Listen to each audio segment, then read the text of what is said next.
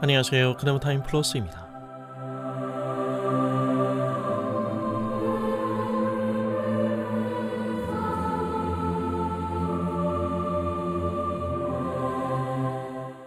종교개혁을 말씀으로 완성했던 존 칼빈은 늘 하나님 앞에서라는 모토로 살아간 사람입니다. 매 순간 하나님 앞에 서 있는 사람으로 살아가길 원했던 것입니다. 어쩌면 혹자는 믿음이 커서 저렇게 멋진 말을 한다는 식으로 편하게 넘길 수도 있겠지만 의식하든 안 하든 우리 또한 하나님이라는 한 분의 청중 앞에서 살아가는 사람들입니다. 우리는 여기에 참으로 약하죠. 성경의 지식에는 머리가 커 있지만 하나님을 현실에서 확보하는 데는 참으로 취약합니다. 사람들은 눈에 보이는데 하나님은 안 보이거든요. 그래서 우리의 시선을 늘 보이는 곳으로 옮기게 됩니다. 보여지는 것에 이끌리게 되고 그것에 급급하다 보면 결국 모든 상황을 평면적으로만 읽게 됩니다. 먼저 눈에 들어오는 것들이 우리의 생각을 지배하게 될 위험성이 커지는 것이죠. 전쟁같이 치열한 일상을 우리는 살아갑니다. 그 속에서 신앙과 삶을 연결하는 건 솔직히 쉽지 않은 일일 것입니다. 그럼에도 우리는 직면하는 모든 상황과 그 모든 일의 국면, 모든 단계, 모든 이해관계를 단순히 눈에 확인해서 벗어나 그 모든 것을 믿음으로 바라보고 생각하며 해석해 나가야 합니다. 쉬지 말고 기도하라는 말씀은 바로 이런 뜻이 아닐까요? 기도는 낱말의 소리를 전하는 것이 아니라 하나님께 우리의 삶을 전하는 것입니다. 그분이 우리 삶의 주관자임을 믿기 때문이죠. 우리의 삶은 신앙과 별도로 볼 수 있는 것이 아닙니다. 다양한 이슈들을 쏟아내는 내 실존적 삶의 현장과 하나님의 살아계심이 이어지지 않을 때 기독교 신앙은 그저 심리적 웰빙만을 위한 것이 되고 맙니다. 우리가 고백하잖아요. 하나님이 우리의 모든 것이 되신다고요. 우주 모든 만물, 이 세상의 역사는 물론이고 우리 삶 속의 가장 세밀한 문제에 이르기까지 그분의 간섭이 미치지 않는 곳은 없다고 말이죠. 잠깐 여기서 주의할 건 우리 삶이 신앙적 착각이 작용하는 자리가 되어서는 안 됩니다.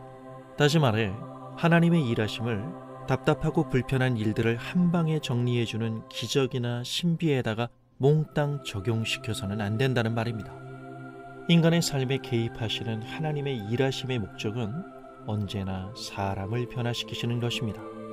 진정한 기적은 환경을 바꾸는 것이 아닌 나 한 사람을 바꾸시는 하나님의 열심입니다. 내가 변하지 않으면 세상을 보는 시선도 달라지지 않기 때문입니다.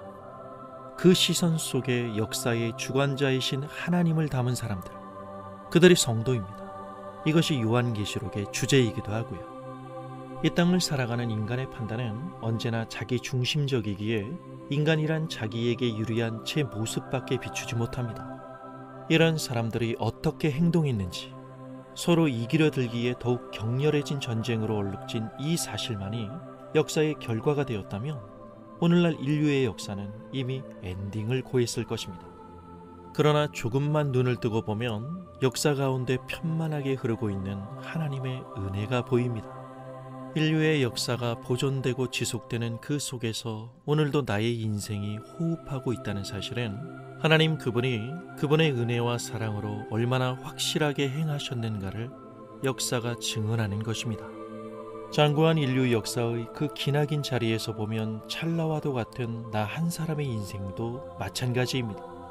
한 사람의 인생이라 하여 하나님은 절대 소홀히 다루시지 않습니다. 기억하시나요? 나 한 사람을 위해 하나님 전부를 주신 사건을요. 예수 그리스도. 신경을 건드리는 소식이 난무한 가운데서도 현상을 인식하고 우리의 반응을 결정하는 그 중심에 언제나 하나님이 계셔야 합니다.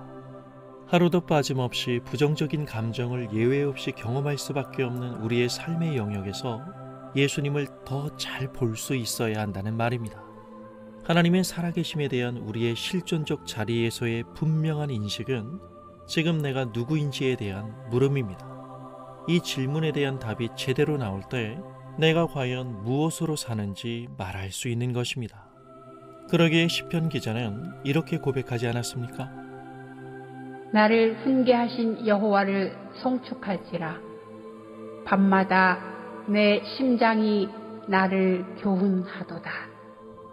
매일매일의 부딪히는 일상 속에서 진리의 말씀으로 우리의 양심을 세탁해야 합니다. 하나님이 살아계시기 때문입니다. 비전, 꿈 운운하며 세상을 바꾸겠다는 포부보다 더 우선되어야 할 건 하나님 앞에서 한 사람의 성도로서 살아야 합니다.